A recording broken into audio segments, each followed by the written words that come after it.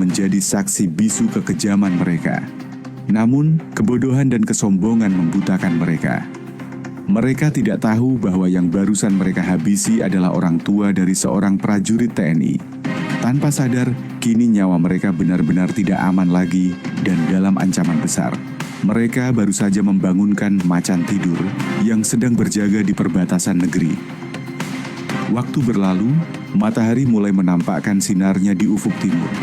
Keesokan paginya, aktivitas di pasar kembali berjalan seperti biasa. Para pedagang mulai menggelar lapak, pembeli mulai berdatangan menawar sayur dan lauk pauk. Hiruk-pikuk pasar seolah menutupi tragedi yang terjadi semalam. Orang-orang di pasar belum menyadari juga bahwa di pasar ini ada 2 mayat yang tergeletak dan belum dievakuasi. Namun, keanehan terjadi di kios bakso Pak Slamet. Biasanya, pukul 6 pagi asap kuah bakso sudah mengepul. Tapi hari ini berbeda. Hingga pukul 9 pagi, kios itu masih tertutup. Seorang penjual serabi yang bernama Bu Desi, yang kebetulan sebelahan dengan tokonya Pak Slamet merasa curiga. Tumben sekali Pak Slamet belum buka, padahal biasanya paling rajin, gumam Bu Desi dalam hati. Perasaannya tidak enak. Bu Desi kemudian mendekat ke depan pintu toko Pak Slamet. Ia merasa heran karena pintu tokonya tidak dikunci, hanya ditutup rapat saja. Saat ia menunduk, matanya menangkap sesuatu yang ganjil. Ia juga semakin heran karena ada banyak bercak merah di lantai tokonya yang merembes keluar dari celah bawah pintu. Warnanya merah pekat dan mulai mengering. Bau amis menusuk hidungnya, dadanya semakin berdegup kencang. Dengan tangan gemetar dan napas tertahan, Bu Desi memberanikan diri. Ketika Bu Desi membuka pintu toko itu, cahaya matahari menerobos masuk, menyinari lantai yang banjir darah. Mata Bu Desi terbelalak, lututnya lemas seketika. "Tolong, tolong!" Ia langsung berteriak keras, jeritannya melengking, penuh ketakutan. Seketika pasar pun heboh. Orang-orang langsung menuju tempatnya Bu Desi. Kerumunan massa memadati depan kios. Orang-orang pasar gempar karena melihat pemandangan yang mengerikan. Di dalam sana, 2 mayat tergeletak. Yang satu bersimbah darah dengan luka tusuk menganga. Dan yang satunya lagi membiru, mungkin karena habis dicekik waktu itu. Tangis histeris beberapa pedagang wanita pecah. Tak tega melihat nasib tragis rekan mereka. Salah seorang kemudian menelepon ambulan dan polisi. Sirin meraung-raung membelah kemacetan Cikini tak lama kemudian.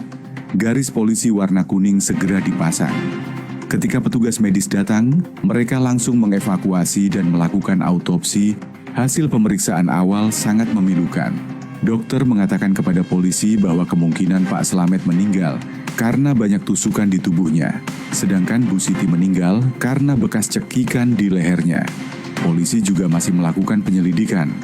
Tim Inavis menyisir lokasi, mencari sidik jari atau petunjuk. Tapi karena tidak ada CCTV yang menyorot langsung ke lorong kios itu, serta minimnya saksi mata di malam kejadian, membuat polisi kesulitan dalam mengungkap siapa dalang di balik peristiwa berdarah tersebut. Kasus ini terancam menjadi kasus dingin tanpa penyelesaian. Di tempat lain, di sebuah asrama militer yang jauh dari Jakarta, Serda Bagas sedang membersihkan senjatanya setelah latihan pagi. Tiba-tiba ponselnya bergetar panjang. Nama Pak Eno, tetangga rumah orang tuanya, muncul di layar. Firasat buruk tiba-tiba menyergap hati Bagas. "Halo, Assalamualaikum Pak Eno." "Tumben nelpon? Ada apa Pak?" ucap Bagas. Namun suara di seberang sana terdengar panik dan menahan tangis. "Bagas, kamu pulang ke rumah sekarang juga. Ini bapak dan ibu kamu meninggal," ucap Pak Eno terbata-bata. Dunia seakan berhenti berputar. Telinga Bagas berdenging kencang. Bagas yang mendengar itu langsung lemas dan sedih. Senjata yang sedang dipegangnya nyaris terlepas. Kakinya tak kuat menopang tubuh tegapnya. "Bagaimana bisa bapak dan ibu meninggal, Pak? Padahal masih sehat beberapa hari yang lalu." Suaranya tercekat. Air mata mulai menggenang tanpa ia sadari. "Mereka dibunuh orang jahat di pasar. Cepat pulang, Nak." Sambungan telepon terputus, meninggalkan Bagas dalam kehancuran. Singkat cerita, Bagas meminta izin pulang ke komandannya. Dengan wajah pucat namun mata menyiratkan duka mendalam, ia menghadap atasan. "Izin, dan "Orang tua saya dibunuh. Saya izin pulang untuk mengurus jenazah." Komandan yang melihat kondisi prajuritnya itu segera memberikan izin khusus. Bagas memacu kendaraannya seperti orang gila. Sesampainya di rumah, Bagas langsung jatuh bersimpuh di jenazah kedua orang tuanya yang kini sudah diselimuti kain jarik di ruang tengah. Bau kapur barus menyeruak. Bagas membuka penutup wajah orang tuanya satu persatu. Melihat wajah ayahnya yang pucat dan ibunya yang membiru, pertahanan prajurit itu runtuh. Ia menangis sejadi-jadinya. Raungan kesedihannya menyayat hati siapapun yang mendengar. Pahlawan keluarganya telah pergi dengan cara yang sangat keji. Di samping jenazah, adik perempuannya yang berusia 21 tahun duduk termenung dengan tatapan kosong. Air matanya sudah kering. Melihat kakaknya datang, adiknya berusaha menenangkan kakaknya itu meski ia juga tidak kuat menahan tangisnya. Keduanya berpelukan erat di depan jasad orang tua mereka. Dua anak yatim piatu yang kini harus menghadapi dunia yang kejam sendirian.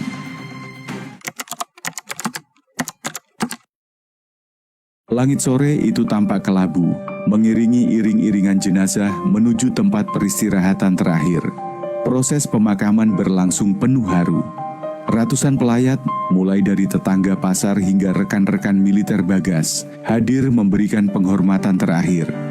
Isak tangis terdengar bersahut-sahutan, namun ada satu sosok yang berusaha tegar meski hatinya hancur lebur. Bagas sendiri yang mengajani jenazah ayah dan ibunya di liang lahat. Ia turun ke dalam lubang tanah yang dingin itu, memeluk jasad orang tuanya untuk terakhir kali. Saat ia mulai melantunkan Allahu Akbar, Allahu Akbar, suaranya parau menahan tangis.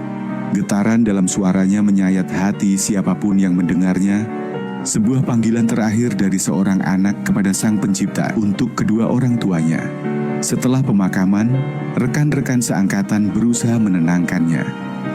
Mereka menepuk pundak Bagas, memberikan kata-kata penguatan. Namun, tatapan Bagas kosong, menyiratkan dendam yang membara. Di balik matanya yang sembab, ada api amarah yang mulai tersulut, menggantikan air mata yang perlahan mengering. Hari berganti minggu, polisi belum juga menemukan titik terang.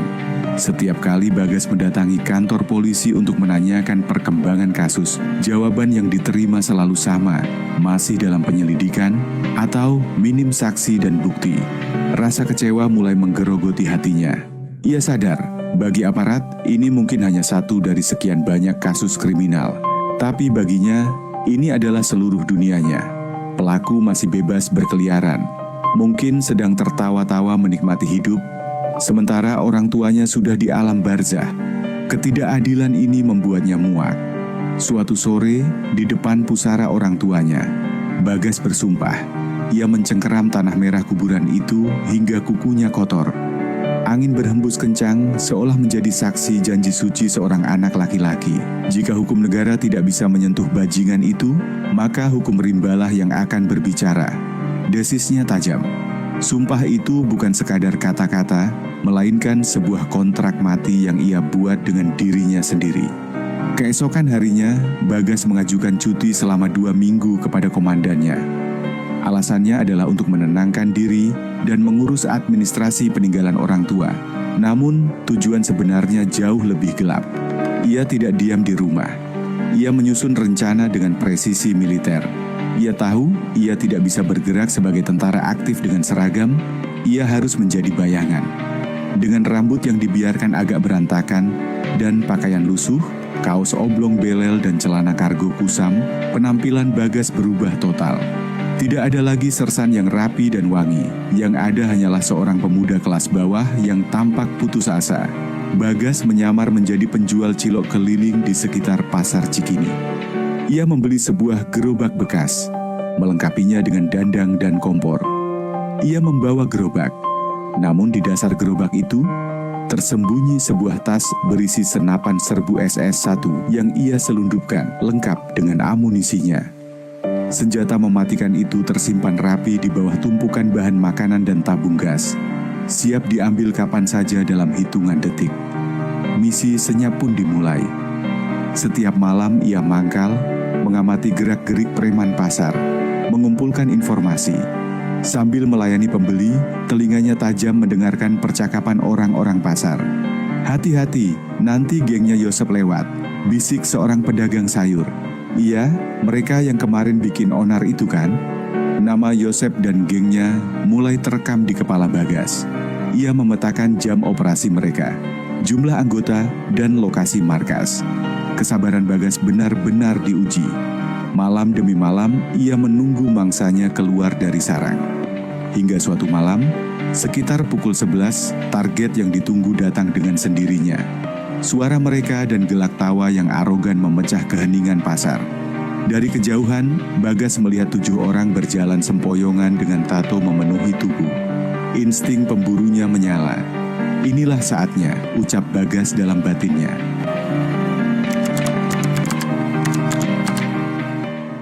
Angin malam berhembus semakin dingin, seolah memberi tanda bahwa badai akan segera datang. Dari kejauhan, 7 orang preman bertato, persis seperti ciri-ciri yang didengar Bagas dari desas-desus pasar menghampiri gerobaknya. Mereka berjalan sempoyongan, memblokir jalan, dan tertawa keras-keras. Aura kelam menyelimuti kedatangan mereka. Jantung Bagas berdegup kencang, bukan karena takut, melainkan karena adrenalin yang mulai terpompa. Itu adalah Yosep dan gengnya. Yosep menendang ban gerobak Bagas untuk mencari perhatian. "Bang, bikinin cilok 7 bungkus, buruan!" perintah Yosep kasar. Matanya yang merah menatap Bagas dengan pandangan merendahkan. Bagas menarik napas dalam, mengatur emosinya agar tidak meledak saat itu juga.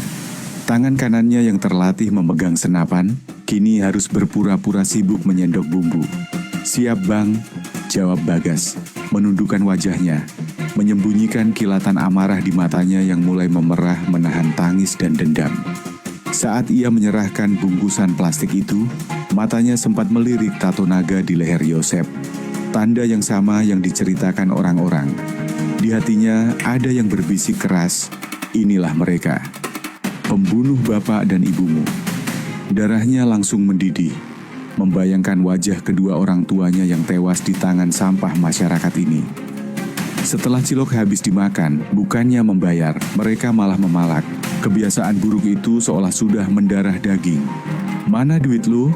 Bagi gocap sini buat keamanan," bentak anak buah Yosep sambil menepuk-nepuk saku celananya yang berisi senjata tajam. Bagas tidak membantah. Ia merogoh sakunya, mengeluarkan uang 100.000. Ia ingin mereka merasa menang, ia ingin mereka lengah. Bagas memberikan uang 100